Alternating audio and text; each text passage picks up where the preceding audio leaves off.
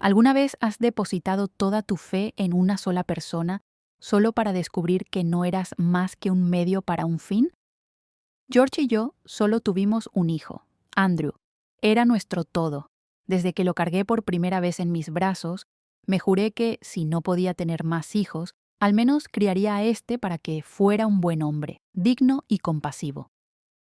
Le dimos lo mejor: escuelas privadas, estudios en el extranjero, un estudio de grabación para su pasión musical, incluso una pequeña empresa para iniciar su carrera. George solía decir: trabajé toda mi vida no para acumular riquezas, sino para que nuestro hijo tenga una base sólida para vivir con propósito. Jamás imaginé que llegaría el día en que tendría que enumerar cada uno de esos gestos, como si fueran una declaración de fe quebrada. George falleció hace 5 años.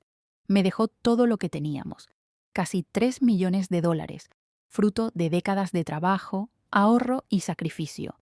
Cuando Andrew se enteró, no pudo ocultar su decepción. «Mamá», me dijo una noche mientras doblaba la ropa en la sala, «sé que papá te dejó todo, pero yo creo que él habría querido que yo manejara esa herencia. Ya sabes, mamá, los temas financieros hoy en día son complicados, y tú ya no eres joven». Levanté la mirada.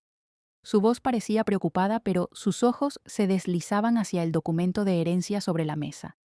No era una sugerencia, era una exigencia. Solo le respondí con una sonrisa serena: «Gracias por preocuparte, hijo, pero aún tengo la lucidez suficiente para manejar lo que es mío». Él sonrió también, pero sus ojos se apagaron por un instante, y desde entonces todo cambió. 3 días después, a las 8 de la mañana, mi teléfono sonó. Era Melissa, mi nuera, con una voz tan dulce que casi no la reconocí. «Mamita, sabemos que estás triste por la partida de papá. Solo queríamos decirte que tengas cuidado. Hay gente mala que se aprovecha de los mayores, sobre todo cuando están vulnerables».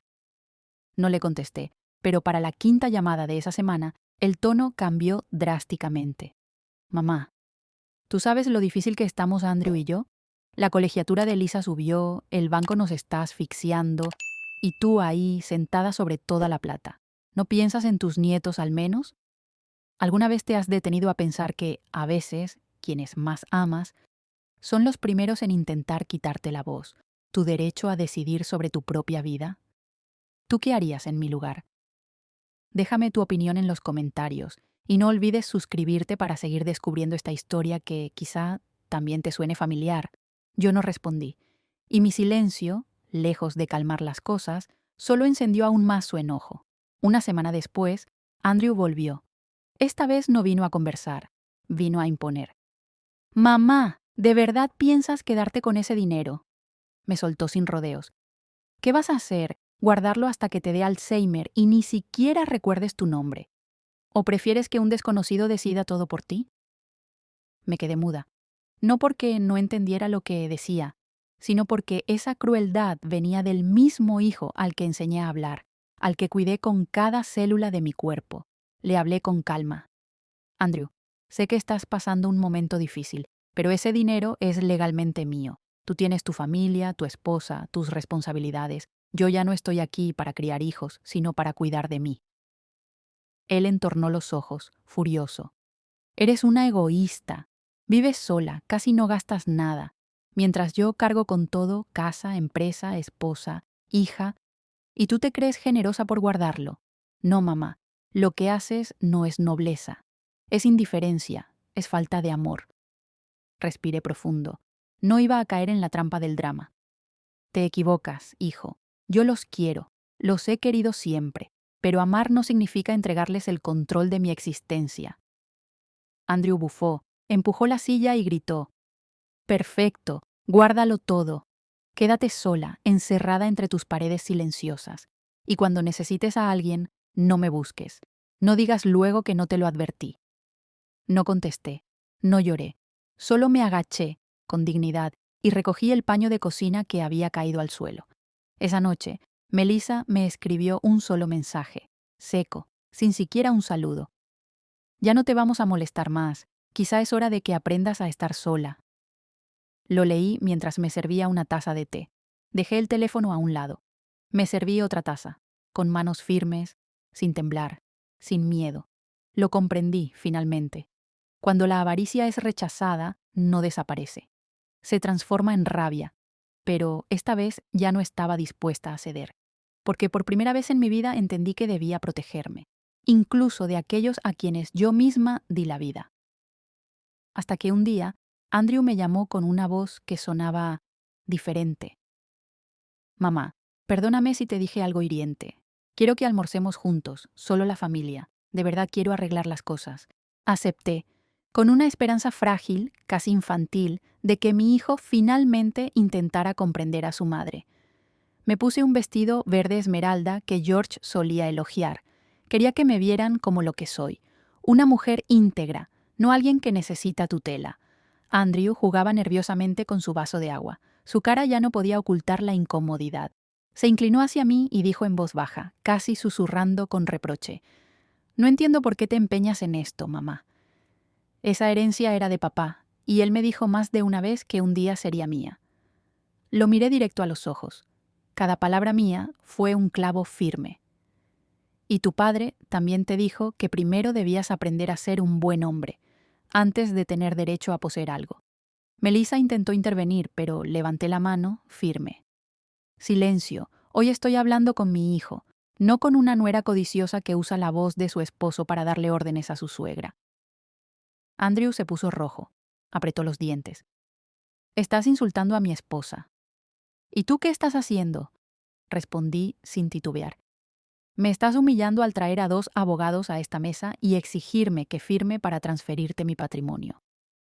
«No he hecho nada malo», gritó casi fuera de sí. «Es el dinero de la familia, es lo que me corresponde, soy tu único hijo, tengo derecho». «¿Derecho?», repetí con una media sonrisa amarga. «¿Crees tener derechos solo por ser mi hijo? ¿Y las obligaciones? ¿Y la gratitud? ¿Y todas esas noches en que te esperé fuera del hospital sin cerrar los ojos? ¿Y todos los años que sacrifiqué mi vida para que tú pudieras construir la tuya? Todo eso fue para que hoy vengas con abogados y declares que tu madre ya no tiene capacidad para decidir». «Yo no he dicho que estés loca», gritó Andrew, la voz quebrada como si las palabras se le escaparan sin querer. «Pero ya no eres tan lúcida como antes», asentí despacio. Cada gesto mío era hielo endurecido por los años. «Por fin lo dices», dije con frialdad. «Entonces, después de todos estos años siendo madre, bastó con envejecer un poco para que me vieras como una carga». «No es eso», casi suplicó. «No entiendes. No puedo quedarme de brazos cruzados viendo cómo regalas dinero a iglesias, a viejas amistades, a fundaciones sin sentido, mientras Lisa ni siquiera tiene garantizada su educación. Estoy tratando de salvar esta familia». «No, Andrew», respondí cortante. «Lo único que estás intentando salvar es tu propio ego. Te avergüenza tener una madre que no obedece tu plan, una madre que se atreve a decir no. Y ahora buscas encadenarla con argumentos legales. Pero siento decepcionarte. Tu madre no está muerta, tampoco está loca, y aún tiene la lucidez suficiente para proteger hasta el último centavo que tu padre le confió». Andrew se levantó bruscamente. La silla chilló al desplazarse. Los abogados intentaron calmar el momento, pero levanté la mano con firmeza. «Nadie me toque. Lo único que he querido es la verdad, y ya la tengo».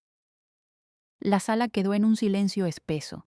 Solo se oía la respiración acelerada de Andrew, el tintinear de los vasos y el temblor apenas disimulado en los ojos de Melissa. Me arreglé el abrigo con calma, saqué un documento del bolsillo. La carta de poder, firmada 2 meses antes ante un notario independiente. «Ya no tienen que preocuparse por mis bienes», dije con voz firme. «Todo ha sido transferido a un fideicomiso, y ninguno de ustedes tiene acceso». Los ojos de Andrew se abrieron como platos. Melissa se quedó boquiabierta. «Y esta comida de hoy», dije, mirando directamente a los abogados, «servirá como prueba en mi contrademanda, por intento de abuso legal contra una persona mayor». Salí del restaurante sin mirar atrás. El aire era fresco, pero mi pecho aún más frío. Miré a Melissa una última vez. Su rostro estaba pálido como papel. Y entonces me fui. Dejé atrás la mesa, el restaurante y la absurda fantasía de que el amor de madre era invulnerable. Ese día dejé de ser la madre silenciosa. Ese día, comencé la lucha por recuperar el control de mi propia vida. Durante mucho tiempo creí que la traición solo venía de fuera de la familia. Qué equivocada estaba. 3 días después, recibí un correo electrónico del despacho de abogados Maxwell y Hayes. La línea de asunto era tan fría como un bisturí. Notificación de solicitud de tutela financiera temporal. Caso: Margaret Whitmore. Adjunto, venía un archivo con decenas de páginas repletas de palabras grandilocuentes que intentaban disfrazar el veneno con formalidad. Evaluación de la capacidad de manejo financiero. Riesgo de administración inadecuada de patrimonio en edad avanzada. Recomendación de supervisión legal por parte de familiares directos. En otras palabras, esta anciana ya no está en condiciones de manejar su propio dinero. Me temblaban las manos, pero no era por miedo, era por rabia, por el dolor, por la herida profunda de saber que el primer intento de arrebatarme mi autonomía vino de quien más amé, de aquel hijo que cargué en brazos, al que velé las fiebres de madrugada, por el que sacrifiqué tanto. Ahora era él quien quería que me consideraran incapaz. Llamé a Andrew. No respondió al principio. Tuve que insistir 3 veces antes de oír su voz. Seca, distante, casi irreconocible. ¿Ya lo leíste, mamá? Supuse que ibas a llamar. Reprimí la furia. Le hablé despacio, con firmeza. ¿Tú crees que estoy tan fuera de mí, que necesito que alguien más controle lo que es mío? Guardó silencio unos segundos. Luego, con voz de juez dictando sentencia, soltó. Mamá, esto no es algo personal. Es necesario. Ya no estás actuando con claridad. Donaste dinero sin pensar, enviaste transferencias a personas desconocidas, retiraste efectivo sin justificación. Melissa y yo hemos tenido que cargar con el estrés de tus decisiones erráticas. Fruncí el ceño. Mi tono se volvió más grave, más profundo. ¿Llamas personas desconocidas a los amigos de papá? ¿Consideras un comportamiento errático enviar dinero al pueblo donde él y yo construimos nuestra vida? ¿O es que como ese dinero no va directo al bolsillo de tu esposa, entonces yo debo estar demente? Él no respondió. Solo continuó con su libreto. Tendrás que someterte a una evaluación médica. Un profesional independiente verificará tu capacidad cognitiva. Si colaboras, todo será más fácil. ¿Y si no colaboro? Le pregunté mirándome al espejo con una serenidad que ni yo reconocía. Su voz fue tan fría como el mensaje del abogado. Entonces, el tribunal tomará la decisión y se te asignará un tutor legal, te guste o no. Me quedé en silencio. Cada palabra suya era como una puñalada directa al pecho. Ya no había rodeos, ya no fingía, ya no me llamaba mamá con esa calidez de antes. Frente a mí solo quedaba un hombre joven, tratando de borrar a su madre del camino para quedarse con algo que jamás le perteneció. Solté una risa seca. Qué valiente, Andrew. No te atreves a robar con las manos, así que piensas robar con una firma legal. Solo quiero protegerte, de ti misma, respondió él como si yo fuera una niña de 3 años jugando con fósforos. Apreté el teléfono con fuerza, le hablé entre dientes. Entonces espera, hijo, porque voy a mostrarle al mundo entero quién es el que realmente necesita una evaluación mental. Colgué, sin despedirme, sin una lágrima. A la mañana siguiente, justo cuando servía mi primera taza de té caliente, sonó el timbre. Era Melissa, el cabello recogido, vestida con una pulcritud casi clínica, la expresión dura como el mármol. En las manos traía una carpeta negra repleta de documentos. Mamá, dijo con esa voz melosa que esconde veneno, traigo la propuesta oficial. Si la firmas, todo será más fácil. Andrew y yo podríamos ayudarte a manejar las cuentas, las inversiones, los gastos. Tú seguirías usando tu dinero, pero con supervisión. Es solo por tu seguridad. No dije nada. Abrí la carpeta. Mi mirada se clavó en el título en mayúsculas al inicio del documento. Solicitud de tutela financiera bajo cláusula de emergencia. Levanté la vista y la miré directamente a los ojos. ¿Quién es la verdadera emergencia aquí, Melissa? ¿Yo o ustedes? Se quedó un instante sin palabras. Luego sonrió con esa falsedad estudiada, queriendo disimular su incomodidad. Solo queremos cuidarte, mamá. Ya no eres tan joven. Deberías dejar que otros te alivianen las cargas, especialmente las económicas. ¿Y qué tiene de liviano venir a casa de tu suegra con papeles que parecen de tribunal? Le respondí con la voz temblorosa de pura indignación. Melissa no respondió. Solo se encogió de hombros, dejó el fajo de documentos sobre la mesa como quien deja una bomba con temporizador, y se marchó, con esa frialdad de quien acaba de completar un trámite sin alma. Esa tarde, recibí una invitación para acudir a la oficina de sus abogados. Cuando entré, Andrew ya estaba sentado. El cuero brillante del sillón negro reflejaba las luces del techo. Frente a él, los dos abogados, Maxwell y Hayes, con corbatas oscuras y expresión de estatua. En una esquina, una secretaria con las manos sobre una grabadora de voz, lista para registrar cada palabra. «Mamá», comenzó Andrew con una voz tan ensayada que sonaba vacía. «Solo queremos que todo sea claro, evitar malentendidos. Últimamente has mostrado señales preocupantes». «¿Preocupantes cómo?», pregunté mientras me sentaba, apoyando las manos sobre las rodillas. Lo miré directo a los ojos. «Retiras efectivo sin avisar, no explicas a dónde va el dinero. Hay quienes dicen que hablas sola, que confundes nombres, que estás cambiando, te comportas de forma extraña». Solté una carcajada amarga, seca, nacida del alma herida. ¿Rumores? ¿De quién? ¿O ustedes se sientan, los inventan y luego se los cuentan entre sí como si fueran una familia mafiosa? El abogado Hayes deslizó un fajo de papeles por la mesa. «Señora Whitmore, aquí están sus estados de cuenta. Retiro de grandes sumas, transferencias sin categorías claras. Son movimientos que pueden hacer que un juez cuestione su capacidad de manejar sus finanzas». Saqué mis lentes del bolso, abrí el fajo y pasé hoja por hoja. Luego apunté con el dedo. Este pago fue para el orfanato que George y yo apoyábamos. Este otro, para los medicamentos de Clara, mi mejor amiga, que no tiene seguro médico. Y este de aquí, señalé el monto más alto, es una cuenta de ahorros que abrí para Lisa, mi nieta, hija de ustedes dos. El silencio cayó como plomo. Melissa tragó saliva. Estaba pálida como una hoja. La miré sin apartar la vista. «Melissa, fuiste tú quien me pidió que abriera esa cuenta para Lisa. ¿Ahora vienes a usarla como prueba en mi contra?». Quiso responder, pero Andrew se adelantó.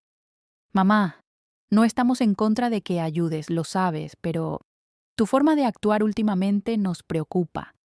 Te aíslas, no compartes lo que haces, decides todo sola. Porque sé que mientras más diga, más rápido querrán arrebatarme lo poco que tengo», interrumpí. «No comparto porque ya estoy harta de tener que medir cada palabra, cada mirada inquisitiva preguntándome, ¿cuándo vas a hacer el testamento? No comparto porque sé que ya no les importa cómo estoy, solo les importa si ya firmé». Me puse de pie de golpe, con los ojos encendidos de rabia y las manos temblando de indignación. «No soy una caja fuerte ambulante para que ustedes decidan cuándo abrirme y sacar lo que les conviene. Soy su madre. Los crié con sudor, con lágrimas, con mi juventud y con la carrera que dejé atrás por ustedes». Y entonces grité, con la voz quebrándose en medio del aire frío de esa sala estéril. «¿Y ahora quieren declararme incapaz solo para arrebatarme lo que merezco conservar? ¿Eso es lo que valgo para ustedes?». Andrew frunció el ceño y empezó a tamborilear con los dedos en el borde de la mesa. «Estás reaccionando de forma exagerada, mamá. En realidad, esto es solo una medida preventiva. Solo queremos tu colaboración antes de que esto tenga que resolverse por vía judicial». «¡Perfecto!», grité con furia. «Entonces iremos a juicio, sí, pero no para ceder nada. Iremos para que todo el mundo vea quién es el verdadero indigno de esta historia». Recogí los papeles, tomé mi bolso y miré directamente al abogado. «La reunión ha terminado, y ustedes asegúrense de tener una copia de esa grabación, porque la pienso enviar a la prensa». El ambiente se volvió tan denso que parecía cortarse con cuchillo, y yo seguía allí, de pie, mirando fijamente a Andrew, ese hijo que alguna vez creí que era un regalo de Dios y que hoy se había convertido en la peor pesadilla que una madre puede enfrentar. Con calma, coloqué mi bolso de cuero oscuro sobre la mesa. Saqué de él un teléfono viejo, con una esquina rota, el mismo que Andrew y Melissa seguramente pensaban que solo usaba para pedir taxis. Encendí la pantalla, los miré con serenidad y dije, sin necesidad de alzar la voz, porque esto lo vi venir desde hace tiempo, y por eso grabé cada llamada, cada amenaza, cada palabra envuelta en falso cariño, disfrazada de preocupación por mí. Andrew se quedó paralizado. Melissa contuvo la respiración. Los dos abogados se miraron entre sí, y por un segundo el brillo de la preocupación cruzó sus ojos. ¿Grabaciones?, balbuceó Andrew, mientras el sudor comenzaba a asomar en su frente. ¿Grabaste qué cosa? No respondí. Solo deslicé mi dedo sobre la pantalla, un toque suave, y de pronto, en medio del silencio sepulcral de la sala, resonó la voz chillona pero gélida de Melissa, grabada en una llamada de hace exactamente una semana. Si no firmas esos papeles, mamá, entonces quizá deberías empezar a considerar una residencia para ancianos con demencia. Antes de que alguien pudiera reaccionar, toqué nuevamente. Esta vez fue la voz de Andrew la que llenó la sala, grave, segura, con tono de sentencia. Ese dinero me pertenece, papá lo prometió. Tú solo lo estás reteniendo, y lo voy a recuperar, por las buenas o por las malas. El silencio se volvió absoluto. La secretaria dejó de teclear. El abogado Maxwell se llevó la mano a la frente. Melissa se puso pálida como el mármol, con la boca abierta, incapaz de articular palabra. Andrew me miraba como si estuviera viendo a una completa desconocida. Apagué el teléfono. Nadie se atrevía a respirar fuerte. Nadie sostenía mi mirada. Dejé el aparato sobre la mesa. Mis ojos recorrieron a cada uno de ellos. Y cuando hablé, ya no lo hice con la voz de una madre herida, sino con la fuerza de una mujer que ha sobrevivido a las guerras invisibles de la familia. Ustedes creen que soy ingenua, pero viví más de 40 años al lado de George Whitmore. Compartí con él cada negociación, cada traición, cada junta donde un solo gesto podía hacer perder millones. Me detuve. Miré a Andrew, que evitaba a toda costa mis ojos. He visto a hombres de negocios traicionarse sin pestañear, pero jamás imaginé que tendría que presenciar algo así dentro de mi propia sangre. Me agaché, tomé mi bolso, y al erguirme, ya no era la mujer arrinconada que entró a esa sala. Era la única en esa habitación que sabía exactamente quién era y qué estaba dispuesta a defender. Si quieren jugar con la ley, dije, con cada palabra cayendo como martillazos sobre la mesa, adelante, estoy lista. Pero les advierto algo. La próxima vez que me envíen documentos falsificados, asegúrense de que no tenga en mi poder el original, con las firmas alteradas y la grabación completa de la cita con el notario. Di la vuelta y salí. Nadie me detuvo. Nadie tuvo el valor de decir una sola palabra. Y al cruzar la puerta de aquella sala de reuniones, ya no sentía dolor. Ya no me temblaba el corazón. Ya no tenía que mantenerme erguida para resistir puñaladas disfrazadas de preocupación. Solo quedaba una certeza, fría y clara como el cristal. La familia no siempre es un refugio, pero el honor, ese lo voy a proteger con mis propias manos, hasta el final. 3 días después de aquella amarga reunión con los abogados, recibí un sobre grande, amarillo, de papel grueso, cerrado herméticamente. En la esquina superior izquierda, un sello rojo que destacaba como una herida abierta. Tribunal del Distrito de Westbrook, urgente. Lo supe de inmediato. Había llegado. Mis manos temblaron al romper el borde del sobre. El crujir del papel sonó como el eco de una sentencia sobre una parte de mi vida que estaba a punto de morir. La primera línea hizo que el corazón me diera un vuelco brutal. Citatorio para evaluación psiquiátrica obligatoria, solicitado por Andrew Whitmore. El nombre de mi hijo. Sí, él. No un abogado, no un desconocido, sino ese mismo hijo que un día sostuve en brazos con manos temblorosas, la noche en que nació. Me dejé caer en el sillón. Las manos aún apretaban el papel como si, al soltarlo, se deshiciera en polvo. La orden llevaba la firma de un juez del distrito, con fecha, lugar y la exigencia de presentarme en el centro médico correspondiente para una evaluación integral de mis facultades mentales y civiles. Si no me presentaba, el juicio se realizaría sin mí. Si no pasaba la evaluación, Andrew se convertiría en el único tutor legal de todo mi patrimonio. No lloré, no grité, no lancé los papeles al suelo como en las películas. Solo me quedé sentada, en silencio. Un silencio tan denso que asustaba, no porque me sintiera vacía, sino porque lo único que aún habitaba en mí era algo indestructible, la voluntad de sobrevivir. Recordé aquellos años sentada junto a George en las reuniones de accionistas de Whitmore Glow, cuando enfrentábamos embestidas financieras brutales, cuando los enemigos intentaban apoderarse de la compañía con artimañas, con campañas mediáticas, con traiciones disfrazadas de lealtad por parte de nuestros propios socios. Aprendí a leer la mirada de un CEO que se preparaba para contraatacar. Aprendí a mantener el rostro sereno mientras otros difundían rumores para devaluar nuestras acciones. Vi a George perder una batalla y aún así ganar la guerra. Y ahora ya no soy solo la madre que alguna vez confió en que su hijo entendería su corazón. Soy Margaret Whitmore, la mujer que, junto a su esposo, construyó un imperio y que ahora está lista para defenderlo con sus propias manos. Doblé la orden judicial con calma, la dejé sobre la mesa, luego me puse de pie. ¿Quieren una guerra legal?, dije en voz baja, con filo en cada sílaba. Bien, entonces conocerán quién es el que realmente no tiene la capacidad para ser llamado ser humano. La luz de la tarde se filtraba entre las cortinas e iluminaba mi rostro. No el de una anciana frágil, sino el de una guerrera que regresaba al último campo de batalla de su vida. A la mañana siguiente, no fui a la sucursal bancaria del vecindario. Tomé un taxi directo a la sede central del Banco Azucena, donde George y yo solíamos pasar horas junto a asesores financieros, planificando sueños que ahora me tocaba cumplir sola. Pedí ver al señor Roberto Castaño, director de Relaciones con Clientes, el mismo que había gestionado nuestras cuentas conjuntas durante más de 20 años. Cuando entró en la sala ejecutiva, me reconoció al instante.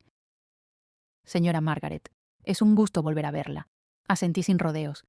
Vengo a transferir todos mis activos a un fideicomiso irrevocable, y quiero hacerlo hoy, antes de que cualquier juez intente decidir por mí. Roberto se detuvo, sorprendido. ¿Está segura? Si renuncia al derecho de revocarlo, ya no podrá recuperarlo después. Lo interrumpí. Mi mirada no titubeó ni un instante.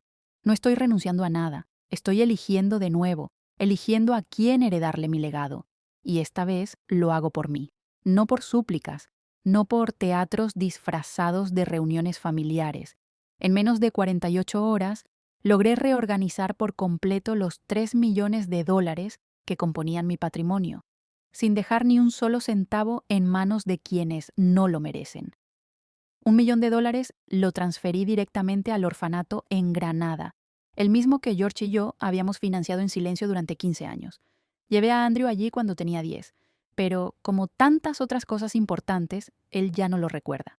En la nota que acompañaba la donación escribí: para los niños que realmente necesitan amor y oportunidades, no para quienes aprenden a fingir afecto solo para heredar.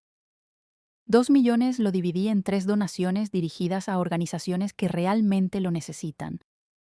Una fundación que brinda apoyo a mujeres mayores víctimas de abuso financiero por parte de sus propios familiares. Un centro legal que ofrece asesoría gratuita a adultos mayores presionados a firmar documentos en contra de su voluntad. Y un fondo de asistencia para madres solteras de edad avanzada que han sido abandonadas por sus propios hijos. A cada institución le adjunté una carta escrita de mi puño y letra, con una sola frase. Soy una de las tantas a quienes intentaron engañar, pero aún conservo la lucidez suficiente para levantarme y evitar que otras sean silenciadas. 3. El millón restante lo coloqué en un fideicomiso privado, bajo la supervisión de la única persona en quien confío de verdad, Clara, mi amiga leal desde el día en que George partió hasta hoy. Clara jamás me pidió nada, jamás me habló de dinero. Solo me hizo una pregunta. ¿De verdad estás bien? Nunca he olvidado esa pregunta, y por eso nunca dejaré de responderle con todo lo que soy. Apenas unas horas después de que el banco enviara la confirmación de que las transferencias habían sido ejecutadas, mi teléfono no paró de vibrar. No contesté. Llamó Andrew. Luego Melissa. Luego Andrew otra vez. No fue sino hasta la 13ª llamada que levanté el teléfono. «¿Estás loca, mamá?», gritó Andrew con una voz desgarrada, casi histérica. «Acabas de enterrar la herencia de toda la familia en manos de extraños», puse el altavoz. Mi voz, en cambio, sonó tan serena como si estuviera leyendo el clima. La familia no es quien exige. La familia es quien agradece. Melissa arrebató el teléfono. Su voz era un susurro envenenado, casi un chillido. «Acabas de enterrar el futuro de Lisa. Ella es tu sangre, tu nieta». Sonreí con ironía. «¿De verdad? Entonces, ¿por qué en todos estos meses no se ha dignado a visitarme ni una sola vez, ni una llamada, ni un mensaje de buenas noches? Dicen que me quiere o la están enseñando a recordarme solo cuando hay dinero de por medio. Silencio. Un golpe seco sonó a través del auricular. No necesitaba mirar para saberlo. Andrew acababa de romper algo.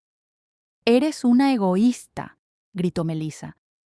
«Estás castigando a toda la familia solo porque ya no te dejamos hacer lo que se te antoje». «No», respondí con firmeza. «Lo único que he hecho es devolverme el derecho a ser humana.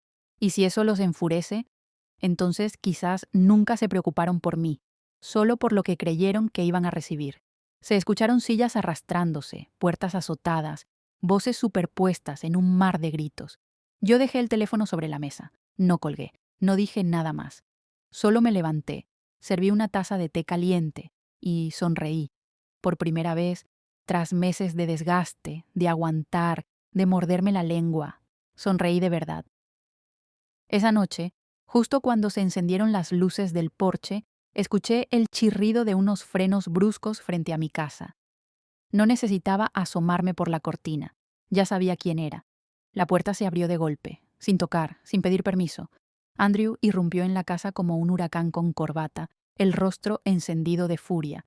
Melissa entró justo detrás, aún con el teléfono en la mano, probablemente en medio de una llamada con su abogado. «¿Qué demonios estás haciendo, mamá?», gritó Andrew, casi sin aliento. Yo seguía sentada en mi sillón, tranquila, doblando una bufanda de lana antes de continuar con mi tejido. Ni siquiera levanté la vista. Entrar sin tocar a una casa ajena también es una forma de incapacidad legal, ¿lo sabías? Melissa lanzó un fajo de papeles sobre la mesa de centro con violencia. «Esto es ilegal. No podías disponer de todo el dinero mientras estabas bajo revisión judicial». Levanté la mirada por primera vez. Mi voz era tan fría como el mármol. «Falso. Lo hice antes de que el tribunal emitiera cualquier orden de restricción, y tengo pruebas, grabaciones, fechas, certificaciones notariales. Si quieren demandar, adelante. Háganlo». Andrew se acercó, los puños apretados, la voz más baja, más cargada. «Estás destruyendo esta familia. Estás eligiendo a extraños por encima de tu propio hijo». Me levanté despacio. Por primera vez lo miré directamente a los ojos, a una distancia en la que ya no podíamos escondernos. «Number, simplemente no estoy eligiendo a un traidor». «¿Me estás llamando traidor?», espetó Andrew con los dientes apretados. «Sí, un hijo que organiza reuniones legales a espaldas de su madre, que conspira para internarla en un psiquiátrico, que la presiona para firmar documentos y robarle su patrimonio. ¿Cómo debería llamarlo? ¿Un buen hijo?». Melissa intervino, con tono duro, implacable. «Solo hicimos lo necesario para proteger a la familia de las decisiones erráticas de mamá. Ya no está en condiciones de manejar dinero». Solté una carcajada seca, una risa hueca, crujiente, como madera vieja al quebrarse. «Estoy lo suficientemente lúcida como para darme cuenta de que nunca les ha importado si estoy feliz, si me siento bien, si me duele algo. Lo único que les ha importado es el saldo en la cuenta. ¿Y quién aparece como beneficiario en el testamento?». Di un paso hacia ellos y señalé la puerta con firmeza. «La familia no empieza con la sangre, empieza con la bondad, y desde hoy, si no tienen eso, entonces esta ya no es su casa». Andrew golpeó con fuerza la repisa, haciendo caer un portarretrato con una foto de toda la familia en el último cumpleaños de George. El vidrio se rompió. La imagen rodó hasta el suelo. El rostro de George quedó cubierto a medias por una grieta. Me agaché, recogí la foto y limpié suavemente el polvo. «Tu padre estaría avergonzado si pudiera verte así hoy». Silencio. Solo el sonido del viento entrando por la rendija de la puerta y la respiración entrecortada de Andrew. Volví a señalar la salida, esta vez por última vez. «Váyanse, y mientras me sigan viendo como un cajero automático, no se atrevan a volver a llamarme mamá». Se fueron, sin despedirse, sin pedir perdón. La puerta se cerró dejando atrás un vacío frío, sí, pero también limpio. Regresé a mi rincón. Me serví otra taza de té. Y lo que sentí en el pecho no fue tristeza, fue ligereza, como la de quien por fin barre el polvo acumulado en una entrada que llevaba demasiado tiempo sin ser defendida. Esa misma noche, justo cuando cerraba mi cuaderno de notas, El teléfono vibró. Un número desconocido. Código de área de la oficina del distrito. Lo supe al instante. Sabía quién era. Contesté. Una voz masculina, joven, seca como una hoja quemada, habló al otro lado. Señora Margaret Whitmore. Habla Alberto, asistente jurídico del despacho Maxwell y Hayes. Me comunico en nombre de nuestro cliente. No dije nada, solo escuché. Esperaba que me lanzaran la trampa. Nuestro cliente exige que cancele de inmediato todas las operaciones financieras realizadas en las últimas 48 horas, incluyendo transferencias de bienes inmuebles, movimientos fuera del sistema bancario y la creación de un fideicomiso irrevocable. Sonreí apenas. Una mueca ligera, pero filosa como navaja. Demasiado tarde, dije pausadamente. El dinero ya salió de las cuentas, y si usted cree que puede revertirlo, le recomiendo que abra el artículo 1282 del Código Civil. El fideicomiso irrevocable no puede ser anulado, salvo que se demuestre fraude de forma clara ante un tribunal competente. Silencio al otro lado. Unos segundos. Luego la voz del joven volvió, esta vez más tensa. Pero acciones de ese calibre, con esa magnitud, podrían interpretarse como señales de inestabilidad mental. El tribunal podría considerar que usted está actuando de manera irracional. Me eché a reír. No una risa alegre, sino esa que nace cuando ya te han querido asustar tantas veces, que simplemente te vuelves inmune. Perfecto, respondí. Porque tengo toda la documentación que prueba que estas decisiones fueron planeadas con antelación desde hace 4 meses. Agendas bancarias, correos electrónicos, informes de asesores independientes. ¿Quieren cuestionar mi capacidad? Adelante, háganlo. Hice una pausa y luego, con voz firme, helada, añadí. Y si necesita más evidencia, también tengo grabada la llamada de ayer, en la que mi nuera, Melissa Whitmore, me amenazó con internarme en un asilo de demencia si no firmaba la cesión de bienes. ¿Usted grabó eso? Balbuceó el abogado, y por fin su voz se quebró. No solo lo grabé, repliqué con contundencia. También aprendí a contraatacar. Ya no soy la madre que se queda sentada esperando que la obliguen a firmar. Nos vemos en el tribunal. Corté la llamada. No necesitaba oír ni una amenaza más. Caminé hacia la cocina, encendí la luz cálida y me serví una taza de té de manzanilla, lo único que aún logra mantenerme serena en medio de estas tormentas. Me senté en el sofá y levanté la vista hacia una vieja fotografía de George. Su mirada, inmortalizada en papel, seguía siendo igual de tierna que siempre. Entonces recordé sus palabras, dichas una noche de insomnio, muchos años atrás. Cuando la gente muestra su verdadero rostro por dinero, solo tienes que elegir una cosa, Maggie: ser la víctima o ser quien guarda la llave. Apreté con suavidad la taza entre mis manos. Yo ya elegí, y lo sé. El verdadero juego apenas comienza. Los rumores, si se siembran en el terreno adecuado, pueden convertirse en la hoja más afilada, una que no necesita derramar sangre, pero es capaz de desangrarte la dignidad, gota a gota. No tuve que esperar mucho. Apenas unos días después de haber transferido oficialmente todo mi patrimonio al fideicomiso y de negarme a firmar cualquier poder legal a favor de Andrew, comenzaron las puñaladas por la espalda. No por medio del tribunal, ni a través de abogados. Andrew eligió un método más antiguo y mucho más cruel: la boca de la gente. Dicen que doña Margaret ya no está bien de la cabeza. Se la pasa hablando sola en el jardín, como si las plantas le respondieran. Parece que regaló todo su dinero a extraños. Pobrecita. Definitivamente perdió el juicio. No lo leí en los periódicos. Venía de la verdulera de la esquina, del recepcionista de la clínica donde recojo mi medicación, incluso del chico del estacionamiento del supermercado, el mismo que antes me decía: la señora Margaret es la más encantadora del vecindario. No necesitaba pruebas para saber quién estaba detrás de esa campaña. Reconozco demasiado bien el olor de la traición. Una tarde de domingo, justo después de una breve lluvia matutina, mientras regaba mi enredadera de lavanda en la terraza, Elena, mi vecina cercana, que vive a 2 casas de la mía, se acercó. Llevaba una caja de bizcochos en las manos y una expresión de profunda incomodidad en el rostro. Margaret, sé que estás ocupada, pero necesito hablar contigo, a solas. Apagué la manguera. Me sequé las manos con una toalla de lino y le hice un gesto para que tomara asiento en la silla de madera bajo el porche. Elena no se anduvo con rodeos. Su voz era baja, pero cada palabra pesaba. Andrew y Melissa han ido casa por casa en el vecindario. Están diciendo que ya no estás en tus cabales, que se vieron obligados a intervenir para protegerte de ti misma. Usaron la palabra pobre. Dijeron que estás perdiendo la noción de la realidad. Cerré los ojos unos segundos, no por sorpresa, sino porque ya conocía demasiado bien esa forma de manipular disfrazada de preocupación. La miré directo a los ojos y le pregunté, sin adornos ni vueltas: Mírame, Elena, mírame bien. ¿Tú de verdad me ves como una mujer que ha perdido la cabeza? Elena guardó silencio. Un silencio largo, denso, pero lleno de significado. Luego, colocó su mano sobre la mía y la apretó con suavidad. Su mirada ya no era de duda. Era una alianza silenciosa, sin papeles, sin firmas. Estás más lúcida que el propio alcalde de esta ciudad, dijo con una sonrisa que se le quebraba en los ojos. Y lo sé. Nadie que haya perdido la razón tiene el valor de proteger su patrimonio como tú lo hiciste.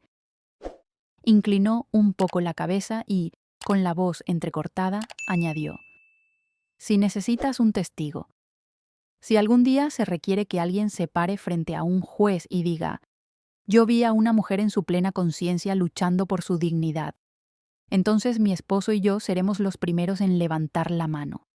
No dije una sola palabra, solo le devolví el apretón de manos, no con rabia, sino con gratitud, por ser la última persona en este vecindario que todavía cree. Y supe, con certeza, que cuando la verdad necesita ser dicha, siempre habrá al menos una voz que se atreva a decirla en voz alta, y a veces una sola voz basta para derribar una montaña de rumores. Esa misma noche llamé a Sergio, mi abogado personal. Quiero organizar una conferencia de prensa, le dije. ¿Una rueda de prensa?, preguntó sorprendido. No voy a permitir que otros escriban la historia de mi vida por mí. Es hora de contarla con mi propia voz, clara y fuerte. 3 días después, en el orfanato de Granada, donde había donado $1.000.000, me presenté acompañada por Clara. Impactante. Hijo demanda a su madre adoptiva por la herencia, pero jamás cuidó de ella un solo día. Doña Margaret, la mujer de 78 años que le enseñó a todo un país lo que significa tener dignidad. La sangre no siempre hace familia. La historia de Margaret Whitmore despertó la conciencia de una nación. 6 semanas después, recibí cartas de invitación de 3 organizaciones sin fines de lucro, aquellas a las que doné anteriormente. Queremos invitarla a ser portavoz honoraria. Usted se ha convertido en un símbolo para miles de mujeres mayores que siguen sufriendo en silencio. Acepté, no por reconocimiento, sino porque comprendí que mi dolor no fue en vano si ahora puede ayudar a otras a sobrevivir al suyo. 6 meses después,